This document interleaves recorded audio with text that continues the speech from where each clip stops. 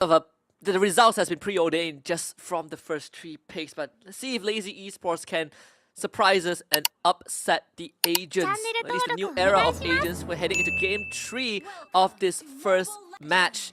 Of course, Lazy Esports on their blue side once more with Blacklist International on red. Looks like we're going to see purple buff start for both sides as well, which means that they will end up rotating the opposite sides of the map around that level 4 mark. In this case, James Punks is going to be the one that goes to the EXP lane to maybe give some hand to the Dur, but unfortunately with a glue and Gatot as well, Hayabusa is going to have a bit of a hard time racking up kills on that Ogi Shadow kill. Damn, I mean, looking at kind of the start already, I can't help but feel that, you know, just a follow-up to the whole point you brought out about the Netherrealm and how Lazy wants to fight this. None of them wants to stay in the Netherrealm, right? Like, they all want to be at different places at a time. So if you are Cho Skirt, what are you gonna do, you know, in these fights? So we can start with the bottom lane gang. That's a Revitalize. And they're both fine. Proxiva and Jane Pigman both get out. Haji shows up to the scene. So that's the first Ogi Shadow kill, getting nothing.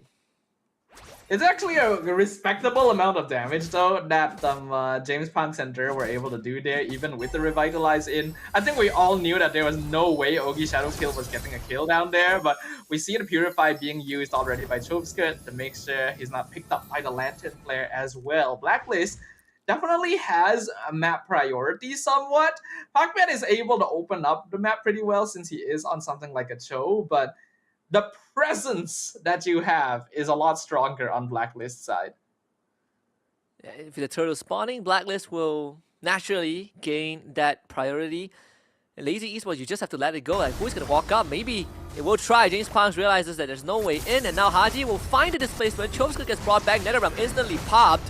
The Spirit of Destruction does miss. First Blood going over to the Firemen. They blow up MP, and now the turnaround with the Infernal Pursuit, but they're all getting lifted up. Left, right, center. The split is still there. Finally expires. JM will just a flicker to get away. Shizo flickers over the wall before Haji guns him down. This man is the Ghost Rider himself. Lazy Esports finds 3 kills somehow and was able to get away by losing nothing. That is not a fight Lazy should have won. And there is, like, logically no way they should have won that hard. 3 kills to nothing when Blacklist had the better initiation, when they were in control of the Turtle Pit. I gotta give props. That was actually just a really, really well played by Lazy. The Netherrealm timing actually came out really well to make sure that Dur didn't get picked off too early on. Then he was able to keep himself alive with the Infernal Pursuit and actually survive the entire thing without vengeance, by the way. And the fight lasted so long that Shizo was actually able to walk from top lane to come in and get a kill himself, flickering into the back line to pick up Hajj. Like, I don't even know what to say. Like, there's no way I would have predicted that happening. I think it's the same way that MP didn't predict it to be blown up by the Ghostbusters. I think kind of use the split Gorbius as a pedestal to amplify that burst damage. So something that is a very, you know, rare interaction, and Blacklist probably didn't expect it to happen. And now with newfound info, let's see how they deal with it. It's JM against Dur. Naturally, again, the Phobius is just going to be a wet noodle fight in favor of JM. It's backup arrives from both Lazy and Blacklist. And Proxiva will zone out the rest of the Cavalries. Fortunately, no reinforcement coming in. Shadow kill to the back line. James Punks just whittling down Hush a little bit, but not getting much done. Yeah, I still think that it's gonna be almost impossible for Lazy to really get a good positioning to contest Turtles, just because Blacklist is so bulky and has good control and scouting with Zeusin as well. I think they could just afford to not really contest and instead go for a gank onto outplayed in the top lane to start building up Skypiercer stacks for James Punks, right? But they are able to still deny the positioning from Blacklist. That way if Dragon did miss, unfortunately. This is actually not what I really expected, right? Like Lazy being able to control this more than I thought they were able to. Hodge that's got brought back. Retribution comes out. Turtle goes over the Lazy Esports. Shizo tries to fight again. This time, Spirit of Destruction will connect. But for outplay, he's not going to take it. Both teams disengage once more. I guess one thing to keep in mind though is that with Zusin, Gatot, and Glue, Blacklist actually are lacking damage somewhat. It's very crucial for MP to be the one dishing out burst damage because Outplayed obviously can't join the fight yet either.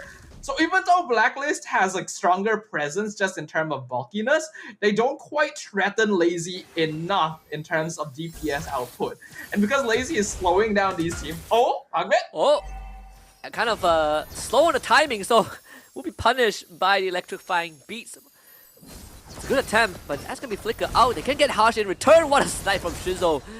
There's icing on the cake for Ziva wants to run away, but the Cyclonite gets out. Puckbet Flicker jumps into the tower, misses way of the dragon, and somehow Lazy is still not punished. They're still able to get a kill onto Hodge despite everything. So Blacklist running into some issues here. They're not able to play the game quick enough because of this lack of DPS. Looking at the itemization, yep, we see Shizo going for that second item, Sky Piercer, already building up stacks on it. James Punks did go for the Heptases first. Doesn't look like he's gonna be building Sky Piercer, so just going for straight up DPS here to help support the team and allow Shizo to be the finisher. The fact that Lazy now has a minor gold lead, and look at where Outplayed is, right? He can't even step into the lane. Blacklist will trade the bot tier 1 for the top. We'll get something in return. James Punks will eat up this wave. Everything going according to the plan of Lazy Esports. Puckbet, again, always fishing for any way of the dragon kick, but never in a rush to do so. The thing is though, even with Gatot and Glue, you do have double frontline, your initiation is still not very reliable. In fact, Hodge is probably your most solid form of initiation. That actually allows Lazy to be very cheeky. And if Shizo had like a couple more stacks of Sky Piercer there, JM would have just blown up on the spot. So we can see that Blacklist is actually in a tough spot. The turtle gonna be claimed by James Punks, and Lazy actually in control in the mid game. Well, they do find Shizo finally to shut him down bot side. Now with the Crimson Beacon, Puckbet will also be lifted up. Double kill for MP. Initiative from Blacklist finally paying off. Did have to wait quite a while for them to make that move, but seems like they are now accelerating. Yeah, better late than never though. I think this is very smart by Blacklist. Lazy Esports' lineup in general promotes them splitting up across the map to make things happen. So it means that pickoff style compositions are going to be very good at catching them off guard if you're able to rotate together. And that's exactly what Blacklist did. They saw Shizo down bottom, they knew that Lazy wasn't really grouped up to protect him in the goal lane, and managed to get 2 kills on that. MP even now building up their score to 3 kills means that this joy is going to start accelerating. Ogi Shadow kill, again dispersed by all the meat shields that Blacklist have. This might just ease it up, MP. Oh, big flank from behind. Dur is out of position. AOG straight onto Shizo. They blow him up once more. This Granger not able to gun anyone down. We have the Dragon. No follow-up from Puckbet. He got control. MP once more finding 2 kills of his own. And Dur trying whatever he can, but gets nothing. So that's going to be 4 dead on Lazy. Triple kill for MP. And James Punks can only watch as his team gets absolutely massacred. 2 fights. That's all it took. MP is now the dominant threat on the entire map. Third game as joy, third time's the charm. Blacklist International instantly reverses the goal lead, 2k gold advantage now, 9 minutes in. And I am going to be honest with you, I feel like that's game. Just straight up. Like, as long as Blacklist doesn't make any more notable mistakes after this, the game just completely goes in their favor now because they don't really have the tools to be able to manage a straight up dive composition like this. Yeah, unless Shizo can play out of his mind like game 2. And even then, the same conversation gets repeated, right? This is the support system sturdy enough to keep the engine running. As we saw how MP just found that insane flank, basically wrapped around the entire quadrant of the jungle. And who is going to protect Shizo if you're Lazy, right? Like, maybe Choveskirt, but that's probably only it. Honestly, the only win con for Lazy is if Pakbet kicks MP. They have to kick MP. There is no other way around it. Oh, they're not gonna get the Lord, that's for sure. Pakbet's gonna give his life away. They get rid of Perziva first. Here comes the big counter engage though. The damage with the Shadow Kill and the Rhapsody is actually enough. Lazy, despite losing the Lord, was able to get 3 kills. Let's see if they can convert it into more. The Lord will unfortunately not be of any use for Blacklist, at least not the first one. You know how I said that the game would be Blacklist as long as they don't make any notable mistakes? Yeah, that's a notable mistake. Just straight up. Like, there is no reason they should be that, like, messed up by Pakbet alone just in their back line. And it bought so much time that Lazy were able to group up under the Nether Realm and just, like, run them down. This isn't even a rundown composition. It makes no sense. Blacklist should have been able to survive that. But Lazy Esports is showing that when there is a will, there is a way. And well, Shizo is actually quite rich at this point, a 9k net worth total. MP is still going to be a notable threat, but the Joy has to be a bit more careful about who she decides to run into.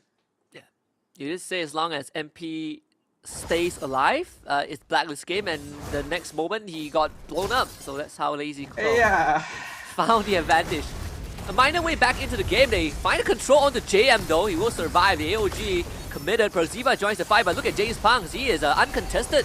Seems like Shido wants to fight this MP. Oh my goodness! But it gets eaten up in another round. He gets kicked and blasted by the Ghostbuster. So at the end of that, Lazy seemingly have a decent chance. 2-for-2 trade. Chosuke's gonna be back thanks to the passive, and the Lazy Esports again holds back Blacklist.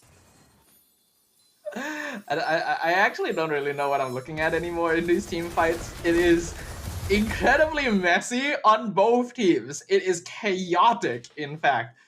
Like, Blacklist were the ones to start the fight, then they got caught out, then MP comes in. NetherRealm timing was actually clean. I gotta give a lot of props to Chosuke. We were wondering if this Paramis would really work out in this game, because this is not a team fight lineup, but Chosuke is making it work. His timing is really, really good to make sure that the burst from Blacklist is not getting the damage it needs to output.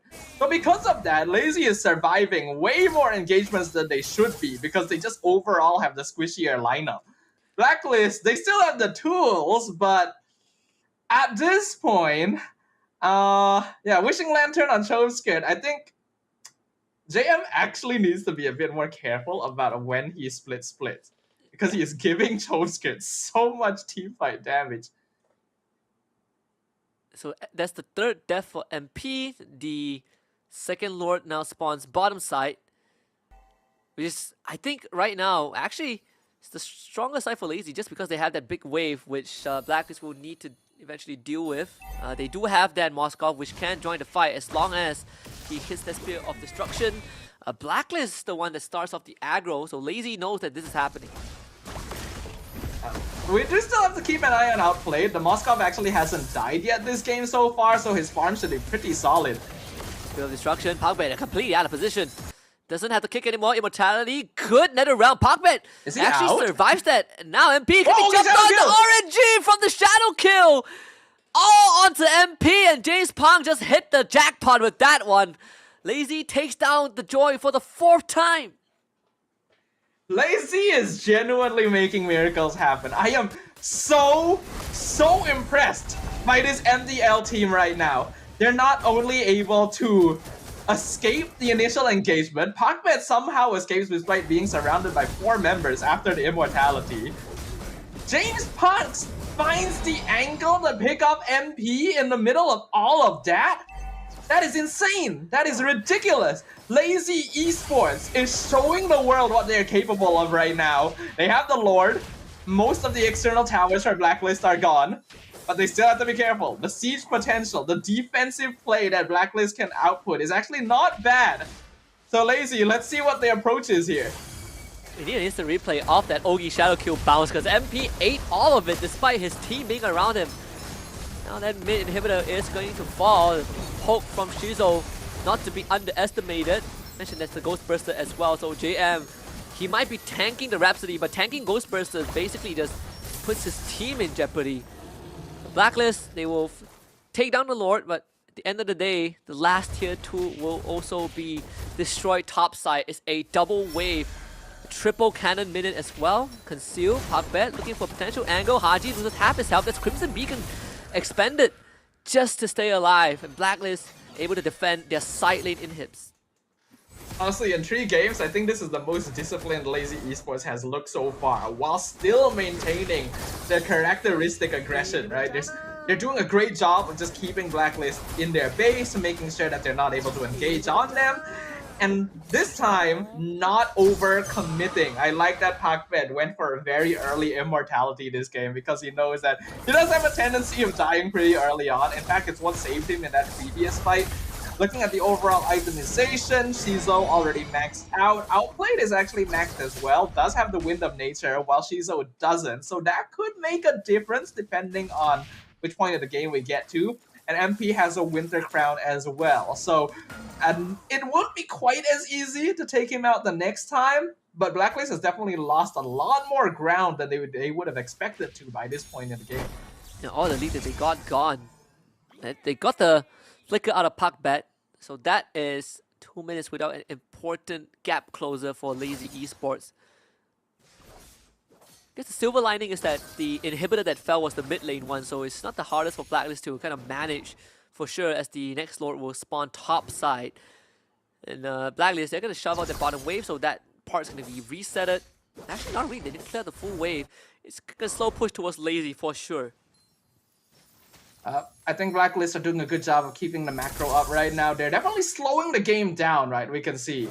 Because they know that despite them having the better front-to-back lineup, Lazy Esports has been doing an excellent job of just disrupting the backline. So instead, setting up the minion waves, forcing Lazy in a position where they have to split themselves up to defend, will make the following team fights. Ooh, that's the Sky Pierce, the problem of Pakbet. Concept immortality, but this time will fall. So that is a big goal sign for Blacklist right now. Plenty of opportunities, plenty of openings, especially for MP, right? You don't have the kick to kind of crowd control you, and the Phobius isn't really the best tool. Spell Destruction Lash, Shizo gets gone on. Here comes MP looking for Shizo. The Shadow Kill will not do enough. Shizo goes down. Dirt also just evaporates. Chovsker dies. James Punk's left again all alone to take the Shadow back into the face of MP. Haji flickers over the wall, gets the triple kill. And they don't even need a Lord right now. Pakbet will be back up in 5 seconds. Chovsker respawn thanks to his passive, but it's a 5v2. This is going to be a difficult one, but 20 seconds is all Lazy needs to hold on to. Blacklist finally finding the decisive win that they needed, punishing Lazy, overstaying their welcome without their roamer, and they have their eyes on the end game. And Pakbet, he's just going to throw his life, try and clear out the minions, but unfortunately, it is just not enough. Blacklist International takes our first opening series of the challenge, seasons 2-1 over Lazy Esports.